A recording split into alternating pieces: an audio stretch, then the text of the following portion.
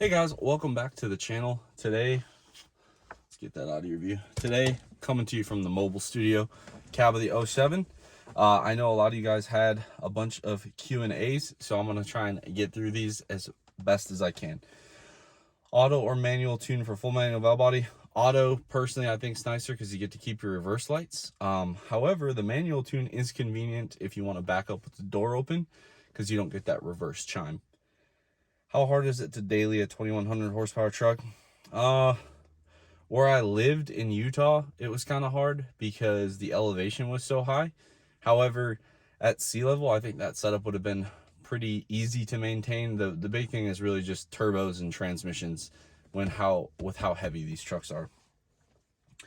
How far do you plan on taking the 6.0? So there's a lot of 6.0 questions. I'm just going to answer it in one big thing, right? So we sold the white one. We kept some of the parts. We sold some of the other parts.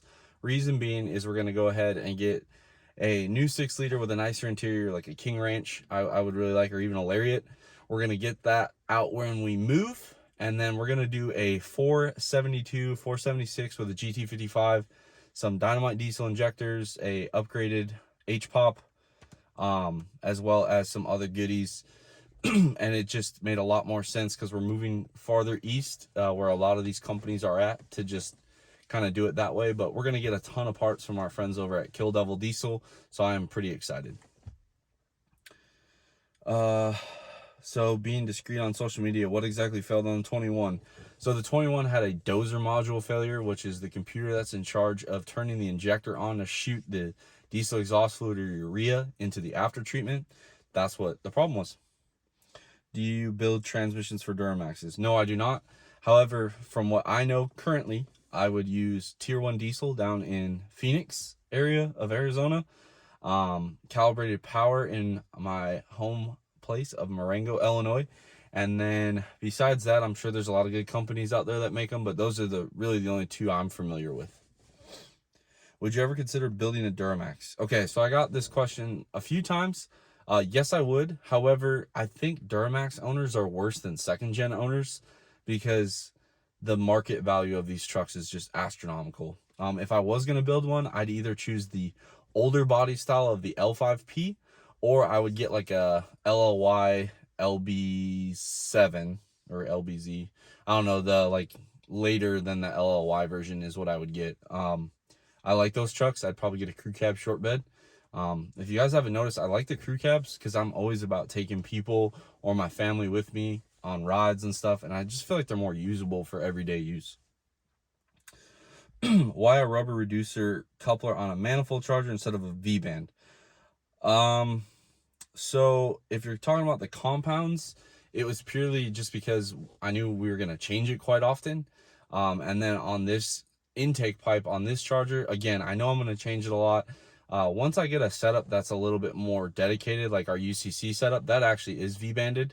But if you supply enough mounting strength with your big charger, you actually don't need the V-band.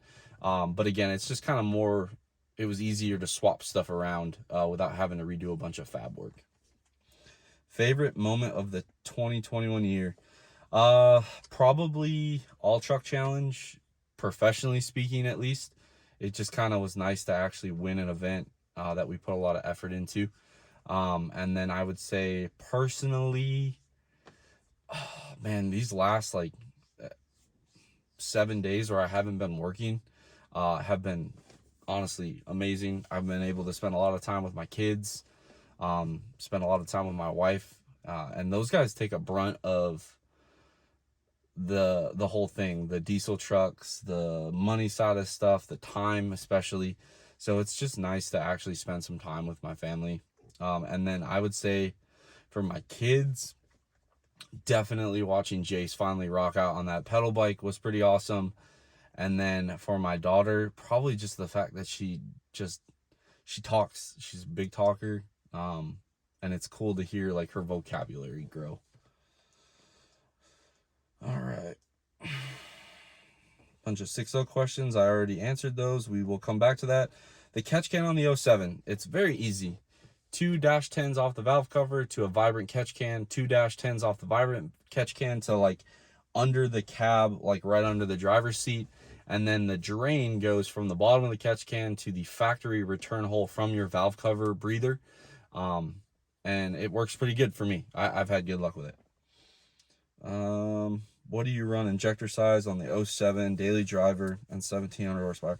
Daily driver stuff, it really depends on your tuning and turbo setup and where you live. You can daily a pretty large injector. We did 66 LPMs for a while. The 100, 150, 200% overs, those are generally very decent to daily drive. For 1700 horsepower, I'd say the 66s that we had, we stretched out a little far for what most people would say. So I would recommend at least going into like a 74 or 75% over injector. That's going to be like right around the 300% over range. What are you building next? Well, the 05's making a comeback. Originally I was going to sell it and I had a deal worked out. The deal didn't fall through really. I just kind of changed my mind and I decided that instead of buying somebody else's project that's very close to being done, I am just going to go ahead and build the 05. So we got a bunch of parts ordered. If you guys know, it's kind of in the Missouri area where we ordered a lot of those parts, but we do have a ton of content coming for the 05. I think you guys are really going to like it, because we are going to UCC again next year. Is running compound S400s on a 5.9 realistic way to support 1,000 horsepower? Absolutely. 464, 467.7 with like a 485, 488. We towed with that, daily drove it. That was a really nice 1,000 horse setup. It did like 1,300 at Firepunk's dyno, fuel only. And I was very, very happy with it. So again, an 83 turbine S400 on the manifold, and then a big 96 millimeter turbine on the atmospheric charger. 3rd gen 6.7 G56 best tow turbo for under 600 horsepower. Probably a modified HE351 VE. I'm a huge fan of the forced inductions 63 mil charger. Fleece also makes one as well. And then if you really want to go like a non-VNT, I would say a 464 would be a good choice. I hate S300s. What got you into diesels and working on them? My dad. We had a lot of diesel equipment. He had a 12 valve truck for a long time, and that's really how I got started. I came up in the sled pulling world. What's your opinion on P-Pump 6.7s? Take this with a grain of salt. Me personally, I just feel like you're going through a lot of work to not get the full benefit of like a common rail 6.7. But if you like to spool chargers and you want more displacement and a stronger block, they're not bad. There's just a lot of custom. Either you got to make the factory one fit, buy a billet one, or you need to, and then you have to clearance it, add oil restrictions. So there's a lot of work that goes into those. Can you write me tunes? No, again, guys, I just don't want to get into the retail side of stuff with the way the world is currently. I hope you guys kind of understand that. 366, 480 on a 6.7. I personally wouldn't do that setup. Again, I hate S300s. It'll work, but I would personally rather see you do like a 467.7, 485, 488 on the atmospheric charger. I think you'll enjoy that a lot better, and your head gasket will be a little bit nicer. Dream team, just my friends, you know, the people I've been able to count on forever. Obviously, Meyer is in that group, Shad, even Colby at times when he wants to come hang out. Jeremy was a big help, Gordon, and it's always a good time. I mean, shoot, even at UCC, we had Les come out there. Now he was there for other reasons, but he ended up putting in a little work for us too. My first truck, 1994, 5-speed, 12 valve, single cab, long bed, 4-wheel drive. And I drove that truck for a very long time. Pan-off upgrades or rebuilt trans. Stock 05 and a good turbo to compound with a 351. The PDD at a 472 kit, I know I don't work there, but that kit is fantastic for 850 horse to stock power, and you want to tow and use your truck. That's a great setup. I personally would just rebuild the trans. The pan-off upgrade kit isn't a bad kit, but I feel like you're just putting a band-aid on a bullet hole. You might as well just bite the bullet and do it once. How quick can DEF ruin a fuel system if you pour DEF into it? Very, very quickly. very, very, especially on the new high pressure common rail stuff. I know some guys that can't even like make it out of the gas station, so I would not recommend that. How much nitrous is too much nitrous for compounds? I don't know if there's really too much. I mean, eventually you're just wasting it, but I like to keep my EGTs when I'm using nitrous, sled pulling, drag racing below 1600, and I add nitrous to cool it all down. So that's always kind of a good rule of thumb. You'd be amazed at how much nitrous it takes to get to there, like I covered in the last video, but you can throw a lot at it depending on what compounds you have. What are the things you need for sled pulling in terms of supporting mods in the Driveline? Obviously, all the safety stuff, scatter shields, drive shaft loops. If it's a Dana 70, you're going to need to beef that up either with better axles or just put a Dana 80 in there. On the 60s, you can get pretty far into like 2.5, 2.6, I'd say, with a stock front end. And then from there, Yukon sells shafts. The AAM stuff will cover, and that's all your 03 and up stuff. That'll cover work stock just fine. It'll honestly probably do 2.6 okay, but I personally run a Grizzly locker in the back, which is basically a spool at this point, and then the Yukon bigger axle shafts, and then in the front I run a Yukon limited slip with their chrome ollie axles. Best tip for investing in the stock market: don't be afraid to lose it. Whatever money you put in there, don't ever count on it coming back out. And do your research and try to avoid being emotional. That would be my tips. Duramax build, I already covered that. How many times a day do people want a picture with you? Well, I don't know, David. However many. I don't know. I think in my whole time, I've maybe taken 10 pictures with people. And it's cool, and I like doing it, but I'm not famous. What's it like for everyone to want your autograph? I don't know. David, you're something else. You know that? What's it like to be everyone's role model? Man, you were on a roll. I don't think I'm very many people's role model, if at all. I just want to set a good example for my kids. And in today's world, I think that's all we really need, is to raise our kids strong. What would you recommend for us VP guys? P-pump swap or work for a common rail? Common rail swap, hands down. It's not even worth it. Thoughts on using mono steel pistons in a compound turbo tow build? So I'm assuming you mean the Molly ones. Personally, I think a good cast piston will hold up great. The steel ones, I understand in big rigs and all that. The pistons you're talking about are like a performance piston, so I would not recommend using them at all in that application. Triple turbo sizes. Well, I would do 2 of the same and then 1 a little bit bigger turbine wheel on the manifold. So like 2 476s and a 480, 2 472s and a 476. And I usually put a bigger turbine wheel on the manifold charger. Has Power Driven ever thought of making P-Pump 7.3 parts? Nope, I don't think they will either. If you're ever in Texas, we should shoot a YouTube video. Absolutely. I want to shoot a few people's trucks, like Chris Patterson, David Petricks. If Seth hurry up and get his truck done. Dusty, I know over there in VA, I'd like to shoot his truck, and I'm sure there's a handful of others. Would you ever get into a first gen and a common rail swap? Probably not, only because I don't want to deal with the small cab of a first gen. I'm 6'2", and I'm certainly not small, so I just don't fit in that truck very well. Are 6.7 injectors from an industrial application the same as a 6.7? As far as physical size, yes. Nozzle spray pattern, no, but they are the same essentially physical size. Do you plan on doing any front end upgrades? Yeah, so the 05 is going to get a set of Dakota Sargent's billet aluminum control arms. And then the 07 already has all the upgrades up front except for control arms. So we'll put a set of probably Fire Punk control arms in that truck. Super Duty chassis versus Dodge 3rd gen chassis.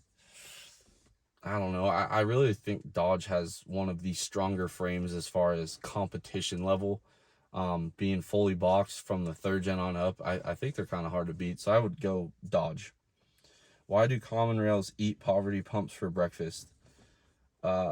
Dynamic timing, electronic fuel injection, take your pick. Gear ratio on the 07, 3.73 in the rear. Best brand and experience for 48 RE shafts. So I like the TCS Fat Input, the TCS Intermediate, the Miraging one, and the TCS Fat Output, which is a 29 spline. I get all my shafts from Canada, TCS Canada, not Arizona. And then other shafts I'd probably run Sonics. I like the Sonics 35 spline. I have no hate towards the Sanger shaft. I just personally think that having to have so many items that aren't OEM makes it hard to replace on race day. So if I upgraded the 07s or the 05 shafts, it would be to a 35 spline Sonic shaft. But again, I have 7 converters, all spline the same, 3 trannies, all built the same, and then a bunch of extra shafts.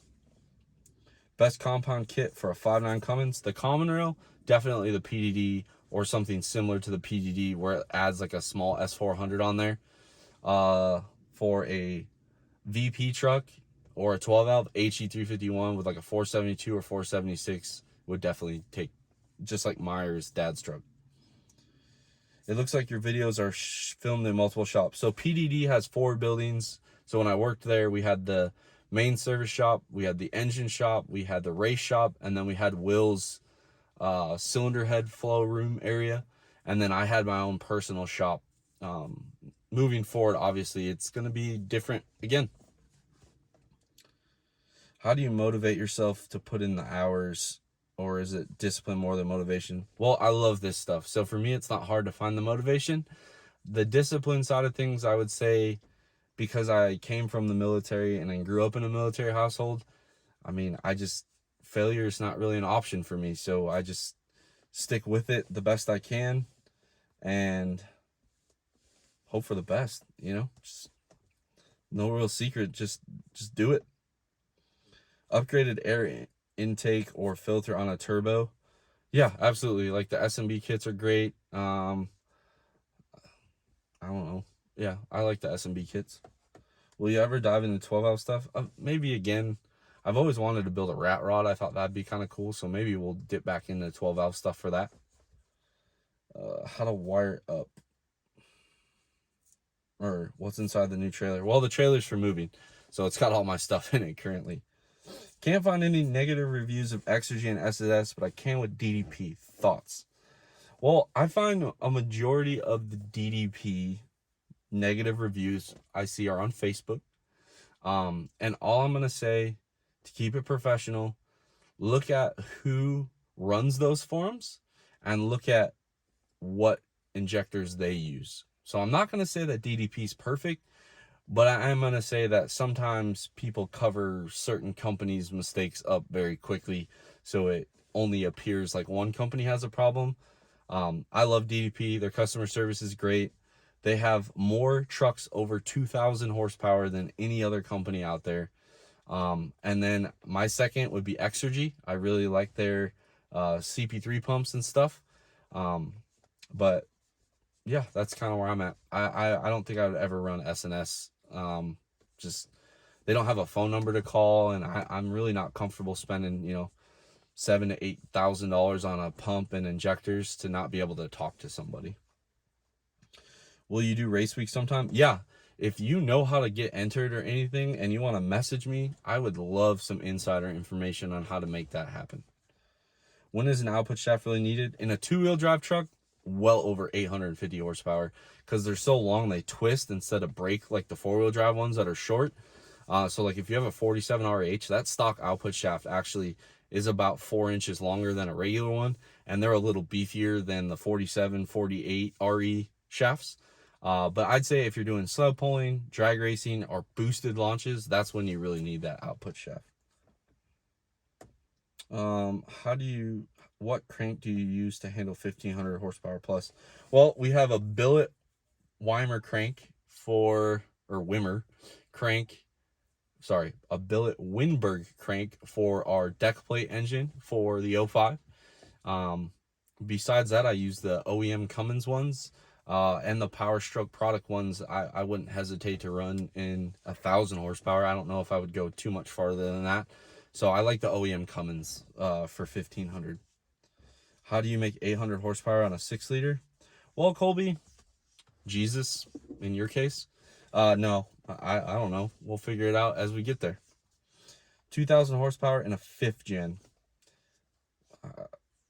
Maybe. I just don't see the computer system allowing for that. It's too smart. I think if you ever did see it in a 5th gen, it'll be a standalone ECU or like a 2350 retrofit. And it's going to be with a 47 or 48 RE behind it. So, I mean, I feel like it's kind of defeating the purpose. You could just body swap a 4th gen and claim it's a 5th gen. I just think the computers are getting way too smart. Best year to add horsepower to a 4th gen. 13 to 18. 2350 ECM. Nice. 13 to 15, I'd say, be a little bit easier. Because there was that update, I believe, in 16, maybe it was 17 on the ECM. So, definitely stay away from the 10 to 12, 2200 ECMs. Those are very, very hard to get power out of.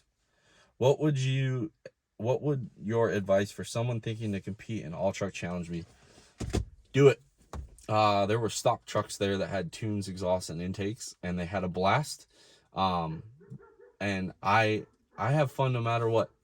And I'm always down to help people out. If you need parts or you're there and you need help or whatever, most of the competitors there are more than willing to bend over backwards to help somebody out. I know at least the crew that I run with, we're all very connected, and we just want to see more people get out there. I feel like Sarah's event should be like a 60 truck field next year, and that's really one of my goals, is to help get that event to the size that I think it deserves. I had fun even the first year when I went and watched. I had fun the second year when I blew up everything I owned, and then obviously this year was very fun as well. And just do it. I feel like even if you have an intake exhaust, an upgraded turbo, and maybe a little mild built trans, just do it. And if you break something or whatever, I'm always down to help out. I'm usually not very hard to find, so if you need help, or if you need help leading up to the event, just let me know, and I'm more than happy to do what I can for you. As always, guys, I appreciate the question and answers. I know not everyone always wants to ask all the questions right away, and that's fine. So I'll continue to do these throughout my time here on YouTube, and I enjoy it. Hopefully I gave you guys the feedback you needed. I'm getting really excited. We're almost completely ironed out on the plan here. So I would say by next week, we'll have a video of where we're going and what we're doing. I know a lot of you guys are asking, and I'm not trying to play clickbait here. I just don't want to spread all the information and it turns out that it's not right or it's not going to happen. So I want to make sure all my ducks are in a row and everything's signed and dotted lined and everything before I give it away. So hopefully you guys like this video. Drop a comment down below, subscribe if you are not already, and as always, I will catch you on the next one.